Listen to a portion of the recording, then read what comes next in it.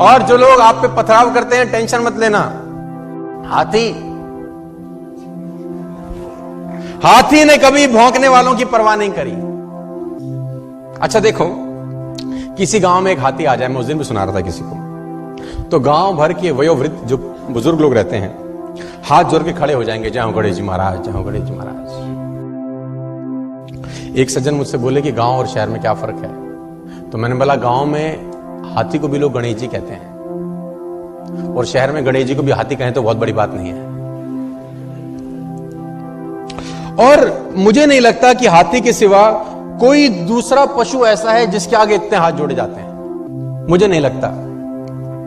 लेकिन एक दूसरी विडंबना यह है कि जितने हाथ जोड़े जाते हैं वो और किसी के नहीं जोड़े जाते, और जितने भौंकने वाले इसके पीछे लगे रहते हैं किसी और के नहीं लगे रहते। गलत तो नहीं कह रहा मैं आपसे। जितने हाथ जोड़े वाले इसके सामने खड़े रहते हैं उतना किसी और के नहीं, और जितने भौंकने वाले इसके पीछे रहते हैं किसी और के नहीं। गांव भर के वयोवृद्ध हाथ जोड़े खड़े होंगे और भौंकने वाले पीछे पड़े होंगे, तो टेंशन लेने का जरूरत। और मुझे आज तक साला ये बात समझ में नहीं आई कि कुत्तों को हाथी से तकलीफ क्या है।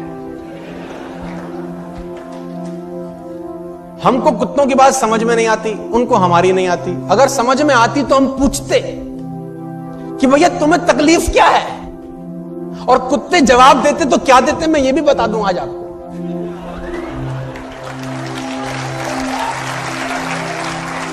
कुत्ते बोलते हमें हाथी से कोई तकलीफ नहीं है, तो फिर भौंकते क्यों हो? तो फिर भौंकते क्यों? बोले एक ही बात बोलते, हमें तो इसके आगे हाथ जोड़े खड़े हुए जो लोग हैं ना, वो सहन नहीं हो रहे साला।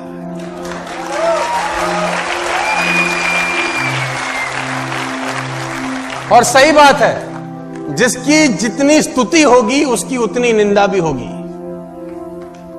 जिसकी जितनी स्तुति होगी उसकी उतनी निंदा होगी। स्तुति करने वाले हाथ जोड़े खड़े होंगे और भौंकने वाले पीछे पड़े होंगे। तो घबराने का जरूरत नहीं है कि अगर लोग आपको ताना मारें, टेंशन दें, आप अपना मस्त आगे आगे चलो। लेकिन दिक्कत क्या है? अच्छा, कुत्तों की इतनी हिम्मत नहीं है कि हाथी के आगे आके भौंके। आगे आके भौंकते नहीं, पीछे भौंकना बंद करते नहीं। लेकिन आप देखो हाथी को, देखो